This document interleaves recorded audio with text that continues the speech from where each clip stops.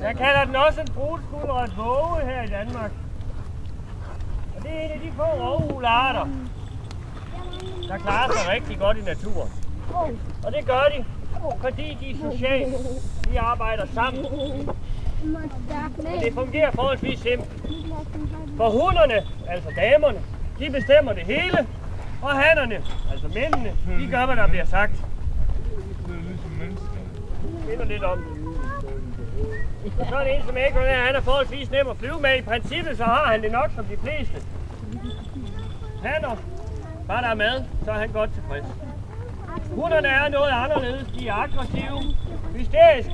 Og for at de ikke deres vilje, så sætter de sig faktisk op i et træ en time tid og sugemuler, inden de gider komme ned igen. De lever i omkring skovene i Sydamerika, og igennem en skov, selvom den er tæt bevokset, kan de flyve op til 80 km i timen. Det kan de, fordi de har de korte afrundede vinger og en bred hale. I princippet, når træerne står tæt, så kan de slå vingerne sammen, styre med halen, og inden for et frygteligt af sekund komme ud igen, og på den måde bevare hastigheden. Og det gør de selvfølgelig af en grund, for når de skal på jagt, altså ud og finde deres mad,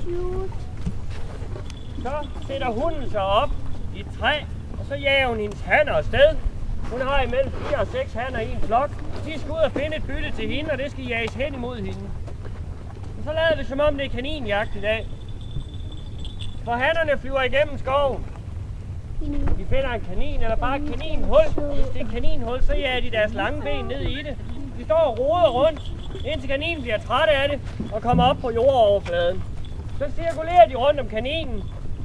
For at få den til at løbe i den retning, hun sidder og venter og hjælper det ikke, så går man ned på jorden og begynder at løbe efter. Kan du tage den iPad? Tak.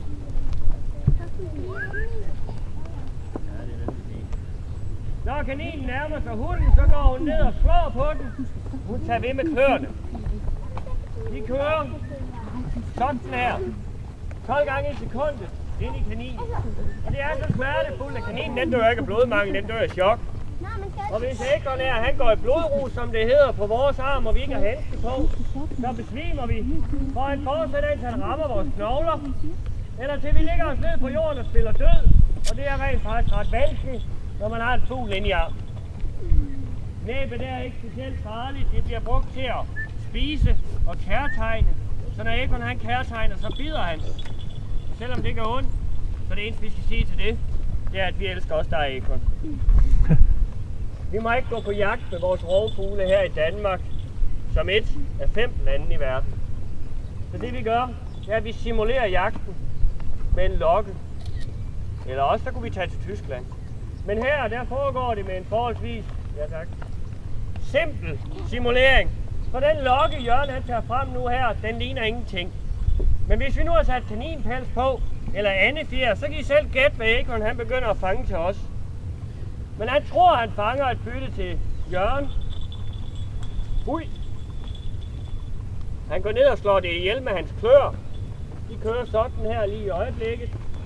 Og så får han lov til at smage på byttet.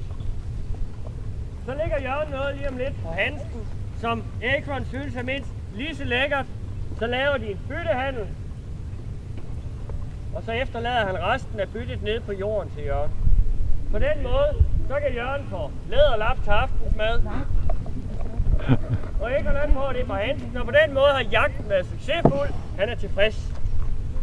Hvis vi svigter ham, og jagten ikke succesfuld, så flyver han sin vej.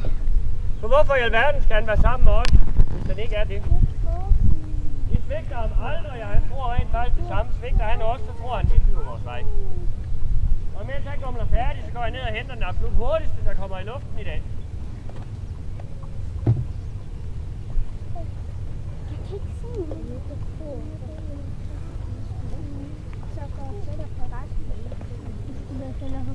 Hvad laver de?